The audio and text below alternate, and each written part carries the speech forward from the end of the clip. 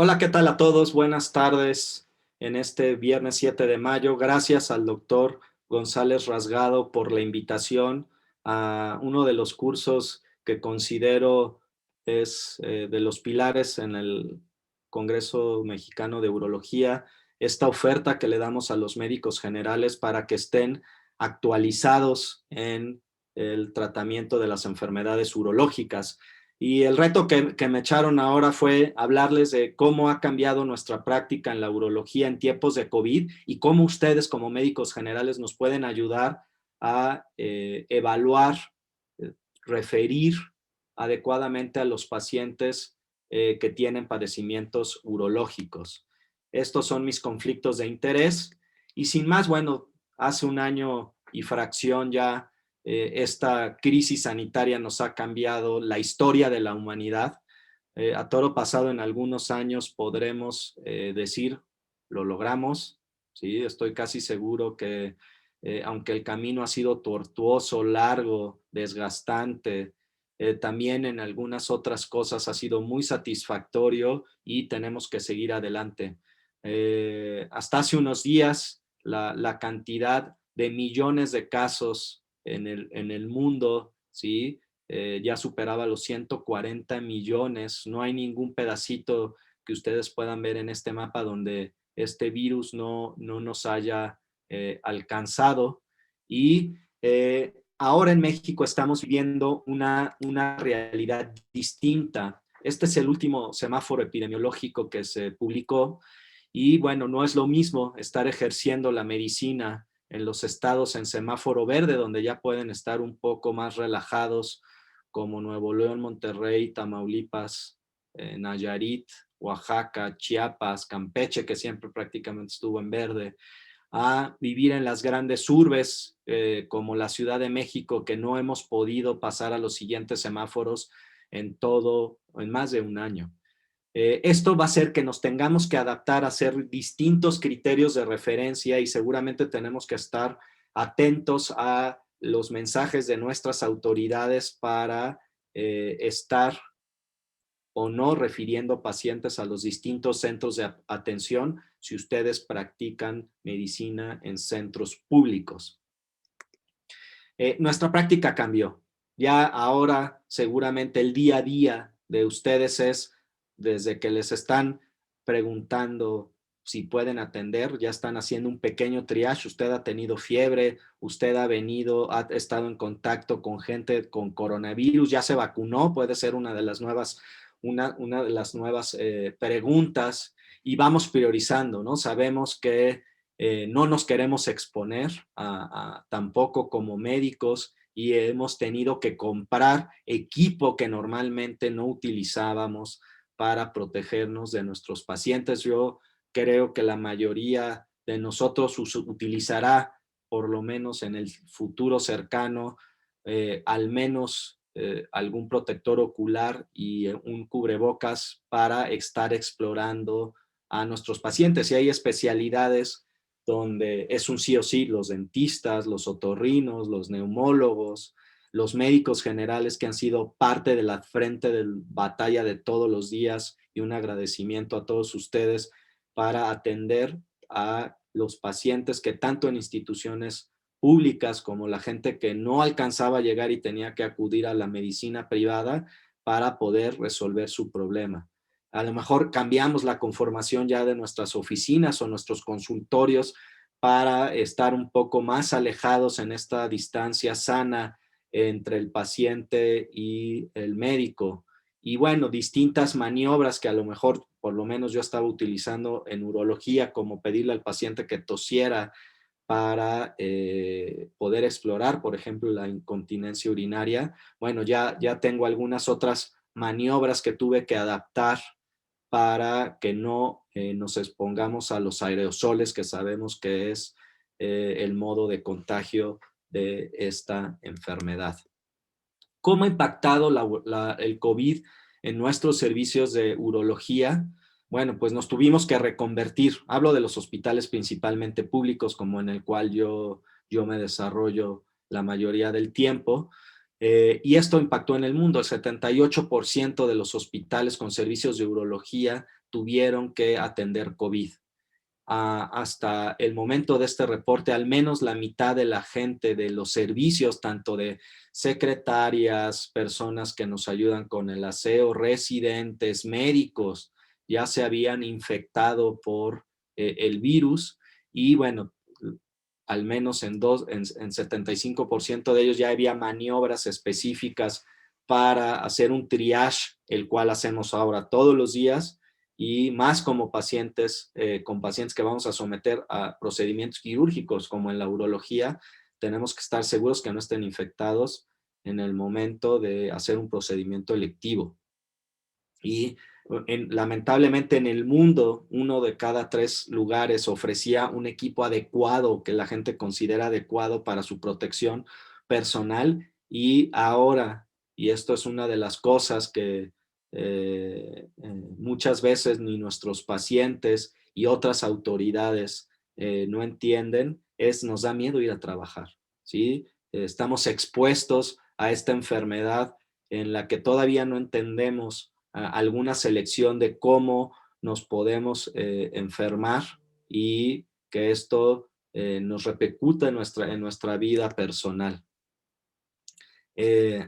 Bueno, esto sucedió prácticamente, tuvimos que volvernos atendedores de coronavirus, al menos eso pasó en el Centro Médico Nacional Siglo XXI. Tuvimos que suspender nuestra consulta externa para poder abocar y ayudar a nuestros amigos de las terapias intensivas e internistas a atender a esta población, suspender nuestros programas de investigación, dejar de hacer cirugía electiva, y esto impactó peor en las condiciones que son más benignas, porque podemos estarles retrasando y retrasando realmente sin poner en riesgo su salud desde el punto de vista de vida, pero evidentemente la función y la calidad pues se vio o se está viendo todavía mermada.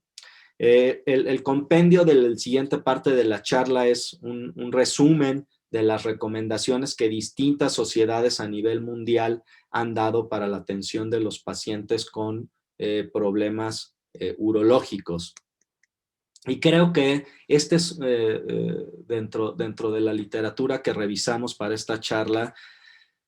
Creo que este es un buen semáforo para ustedes poder identificar aquellos pacientes que van a requerir la atención prioritaria de un urólogo, y esto se puede, no creo que solo aplicar para la urología, sino para cualquiera de los padecimientos en general. Y vean, bueno, pues el cero, nadie quiere tener, o tú querías tener un cero en los meses de las grandes oleadas, porque si no se realizaba una cirugía en cuestión de horas, hablemos de urología, un absceso de riñón, un trauma del riñón, ¿sí? Una piedra en el riñón en un paciente que solo tiene un riñón y está cayendo en falla del riñón. Entonces, si no lo atendemos en cuestión de horas, pues el paciente va a comprometer su vida. Es un criterio de referencia inmediata. Tenemos grados 1. Ahorita les voy a poner distintos ejemplos donde se recomienda no posponer los procedimientos, o la supervivencia a largo plazo se puede ver comprometida si la cirugía no se realiza en cuestión de días. En el grado 2 podemos retrasarlos un mes, y tenemos que estar pendientes de nuestro semáforo de riesgo epidemiológico local para ver si se prioriza ese procedimiento o puede seguir esperando. Y bueno, el grado 3 y el grado 4 es el paciente, pues es seguro que retrase la vasectomía, porque pues no urge en este momento hacerla, y no le va a comprometer ni la vida ni la función. La sociedad, la Confederación Americana de Urología, bueno, ha dado distintas recomendaciones a los urólogos para atender a pacientes que requieran procedimientos quirúrgicos durante la pandemia. El distanciamiento, el lavado de manos y la protección de los pacientes es algo que creo que llegó para quedarse. Y bueno, tenemos distintas emergencias que son genuinas, como el dolor causado por un cólico renal que requerirá ir a un hospital plantear un tratamiento lo mejor posible y finalmente ver si requiere un tratamiento quirúrgico de urgencia o no. Pacientes que caigan en retención aguda de orina, hay que ponerles una sonda transuretral para poder aliviarles de modo emergente este problema. La torsión testicular es una cirugía de emergencias, así como cualquiera de los traumas, porque comprometen la función del órgano. En cuestión de oncología, hacer algún tipo de cirugías donde se vea que hay una alta progresión o rápida progresión dependiendo del cáncer es importante. Yo lo que les recomiendo es, si ustedes identifican a un paciente que tiene cáncer de la vía urinaria, mándenlo al urólogo para que él pueda establecer la prioridad o no de atenderlo, pero no lo dejen a mucha gente, lamentablemente durante la pandemia, entre el miedo de acudir a los hospitales, la perdimos por una atención retrasada de sus padecimientos oncológicos. Y bueno, tenemos otras cirugías no urgentes como la cirugía de escroto, el varicocele, el quiste del epidídimo, algunas cistoscopías diagnósticas, la cirugía para corrección de cuestiones como una vasectomía reversa, la misma vasectomía, alguna de las cirugías reconstructivas que hacemos para la resolución, por ejemplo, de la incontinencia o el prolapso de los órganos pélvicos, pueden esperar y pueden esperar tanto como lo necesario para llevar, desde mi punto de vista, los semáforos amarillos para no ponernos en riesgo. Revisaremos en las siguientes diapositivas qué hacer con el cáncer, qué hacer con la litiasis y la urología funcional, que creo que es parte de lo que más ven en el día a día dentro de sus consultorios. Con respecto al cáncer urológico, comentarles, con respecto al cáncer de la vejiga, si el diagnóstico no se ha hecho, es prioritario enviarlo a una consulta urológica, porque el cáncer de la vejiga, cuando es de histologías agresivas, puede bastar un trimestre, un semestre para que pase de una etapa clínica a la otra. Una vez tratado, estas son las recomendaciones. Muchas veces en los seguimientos, y creo que es una cosa que va a cambiar al menos en los sitios donde se tenga la tecnología suficiente, que va a ser la teleconsulta. Muchos seguimientos los vamos a empezar, estoy seguro, en el futuro cercano a ser así como estas reuniones médicas que antes hacíamos en presencial. La nueva opción va a ser estarnos actualizando mediante este tipo de plataformas digitales. Como pueden ver, una vez tratado, ¿sí?, el cáncer, hablo del de vejiga, podemos dilatar algunas cosas hasta 3 meses, pero cuando el paciente, ¿sí?, requiere estudiarse para hacer el diagnóstico y tiene tumores de alto grado, requiere consulta cara a cara por parte de su urólogo. Con respecto a otros cánceres como el cáncer de riñón y el cáncer de testículo, una vez tratado, en realidad, si el paciente ya recibió su tratamiento primario, ¿sí?, podemos hacer tratamientos a distancia. Necesitamos ver al paciente cuando se hace el diagnóstico sí o sí y cuando el paciente presenta algún tipo de recurrencia. Para el cáncer de próstata, una vez hecho el diagnóstico, ¿sí?, el paciente en el que se sospecha una enfermedad de bajo riesgo, pudiéramos aguantar un poco en su atención. Bajo riesgo es cuando el antígeno es menos de 10, el resultado de una biopsia es 6 o menos en su escala de Gleason. Pero los pacientes intermedios, o sea, que no tienen estas características previas que yo les dije, necesitan una atención prioritaria. Entonces, no podemos retrasar, sobre todo en los de alto riesgo, que es decir, pacientes con biopsias con calificaciones 8, 9 o 10, necesitan una atención prioritaria para establecerles un tratamiento definitivo. En cáncer de próstata, una vez que existe el tratamiento definitivo, pienso que la teleconsulta o una consulta a distancia, solo checando el nivel del antígeno prostático específico, puede ser una opción para la mayoría de los pacientes porque es el marcador que utilizamos y en realidad muchas veces acuden a la consulta que solo les digamos que este valor está bien o mal. Si está mal, por teléfono se podría priorizar a que vaya a los servicios y si está bien, que se lo vuelva a repetir en el tiempo que el médico lo considere necesario. Con respecto a la litiasis, porque seguramente nos han ayudado en esta pandemia a ver muchos cuadros de litiasis en su consultorio, es una atención prioritaria, sobre todo aquellos pacientes que estén cursando con uropatía obstructiva, como pueden ver en el caso que les estoy presentando en la diapositiva. Aquella piedra que lamentablemente tapa la vía urinaria va a requerir una atención prioritaria, hay que referirlo algún centro, ya será cuestión de cada uno de los centros si solo se coloca un catéter o doble J para aliviar la obstrucción, que realmente esa sería el resolver la emergencia, o si hay los recursos y la disponibilidad del material, resolver de una vez también con cirugía la litiasis. Refieran a aquellos pacientes que les están dando tratamiento y el dolor no se está controlando, al igual que hematuria que no se logra controlar y que la causa es una litiasis. Requiere atención por un urólogo. Con respecto a la urología funcional, que recuerden que es esta parte de la urología que estudia cómo estamos orinando. Entonces aquí ustedes van a ver varios padecimientos en los cuales nos ayudarán, desde infecciones de vías urinarias hasta crecimiento prostático obstructivo en el varón.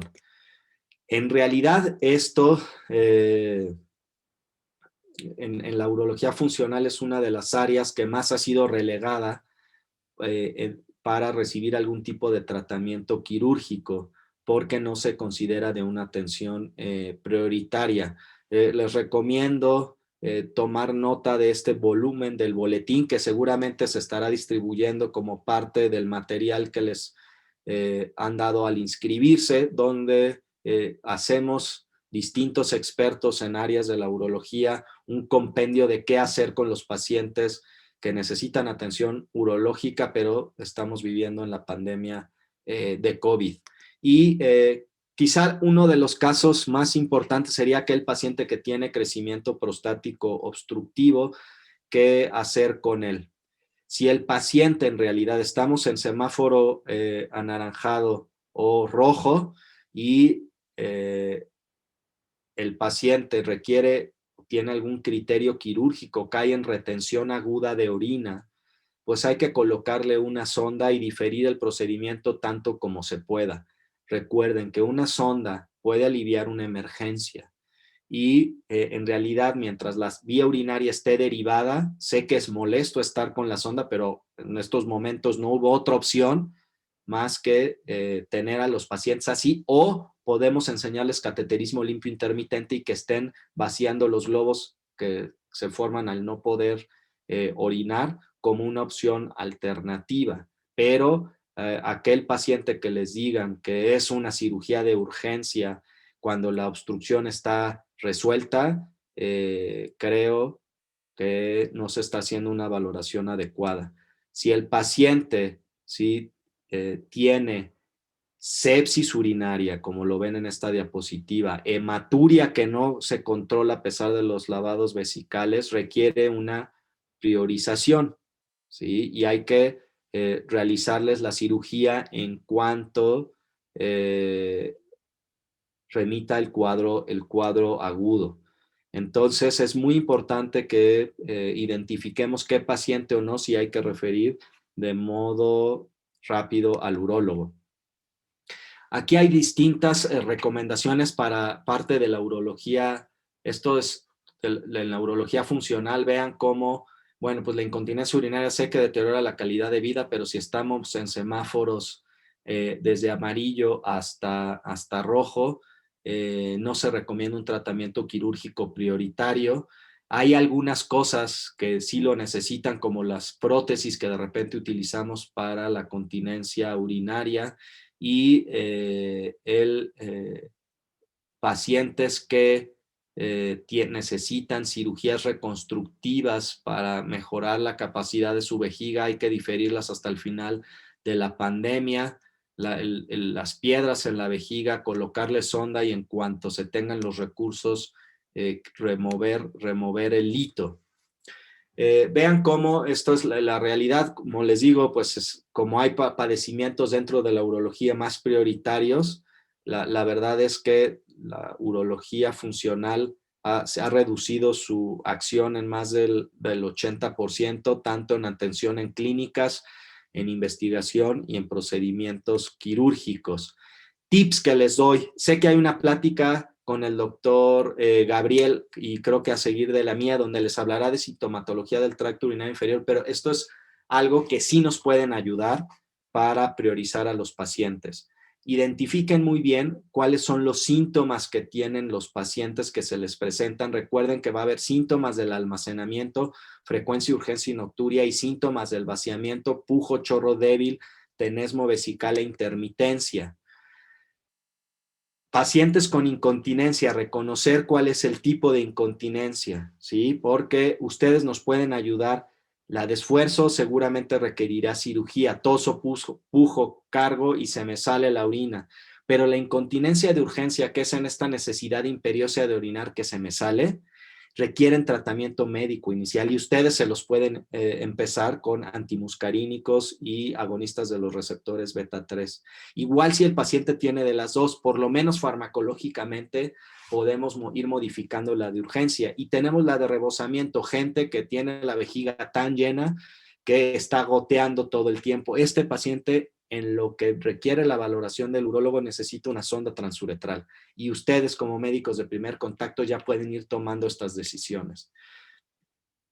Recordar que los síntomas del tracto urinario inferior son multifactoriales, entonces hay que identificar muy bien la causa subyacente, pero hay comorbilidades que ustedes ya están manejando que pueden ayudar a mejorar que el paciente no tenga tantos síntomas, como un adecuado control del azúcar, decirles que eviten el consumo del alcohol, el consumo de la cafeína, llevar sus comorbilidades a la mejor control para que esto no impacte en los síntomas del tracto urinario inferior. Hay herramientas que pueden utilizar para esto. Ya les platicará el doctor Gabriel acerca del uso del diario miccional para categorizar pacientes que, por ejemplo, están tomando mucho líquido y su problema ni siquiera necesita medicina, por solo mencionarles un ejemplo. Y los invito a utilizar este cuestionario, porque este cuestionario les va a permitir muy bien priorizar qué paciente requiere qué tipo de tratamiento medicamentoso, en lo que podemos atender a todos los pacientes, los urólogos, si es que tiene algún criterio de referencia que ustedes conocen muy bien. Para esto, este cuestionario, que es el IPSS, tiene, como ustedes lo están observando, 7 preguntas que se categorizan del 0 al 5, pero hay 4 síntomas de vaciamiento, ¿sí? Dentro de este cuestionario, y hay 3 síntomas del almacenamiento. Si ustedes suman los puntajes de los síntomas de vaciamiento y tienen aquí los síntomas del almacenamiento, divídanlos de una vez, ¿sí? Y el paciente le predominan las cosas de vaciamiento, el paciente requiere un tratamiento farmacológico totalmente a los pacientes que tienen síntomas del almacén. Si ustedes hacen diagnósticos correctos, van a poder dar tratamientos correctos y que el paciente no esté o progresando en su enfermedad o a lo mejor no han hecho el diagnóstico, ya lo están refiriendo y el problema era que necesitaba otro tipo de medicinas. ¿Qué debo de obtener de mi evaluación en este tipo de pacientes? Identificar otras enfermedades para que las controlen y en el caso de un varón, ver qué nivel de antígeno tiene para ver si tiene que requerir tratamiento o atención prioritaria por probable cáncer de la próstata. Conocer el tamaño de la próstata mediante un ultrasonido, porque eso les va a ayudar a tomar mejores decisiones, y la evaluación con este cuestionario. ¿Por qué se los digo? Este es el algoritmo de tratamiento de la Sociedad Europea de Urología con respecto a los síntomas del tracto urinario inferior. Y tenemos que categorizar a los pacientes. ¿Tiene síntomas de almacenamiento prioritariamente? Eso quiere decir que de estos 3 síntomas del almacén sobrepasa el puntaje que los síntomas de vaciamiento. Ese paciente necesita, hombre o mujer, antimuscarínicos o agonistas de los receptores beta 3. Aquel paciente que tenga de los 2 síntomas o que predominen los síntomas de vaciamiento, probablemente su enfermedad es la próstata. Y entonces la siguiente pregunta es, ¿qué tamaño de próstata tiene? Entonces, si las próstatas son muy voluminosas, necesitan tratamiento combinado con con alfa bloqueador y un inhibidor de la 5-alfa reductasa. ¿Y qué ventaja le van a dar a ese paciente? Que si necesita tratamiento quirúrgico se puede ir retrasando un poco en lo que el sistema de salud puede volver a su redil.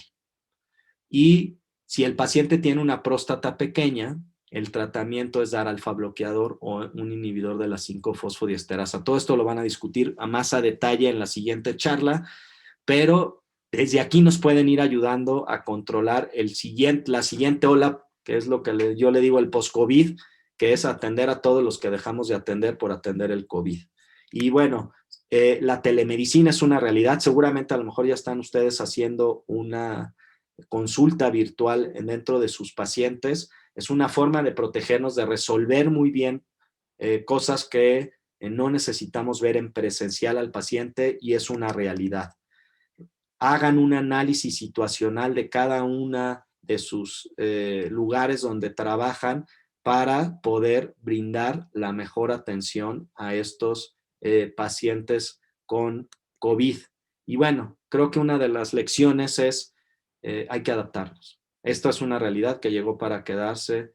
Tenemos que seguir nuestra vida, tenemos que seguir atendiendo a nuestros pacientes porque por eso estudiamos medicina y el que cambie y se adapte, al final sobrevivirá, ¿no? Y hablo en todos los aspectos, tanto de la vida per se, como en el desarrollo de las cuestiones emocionales y sociales. Gracias por la invitación al doctor. Este es el Centro Médico Nacional Siglo XXI, tiene las puertas abiertas.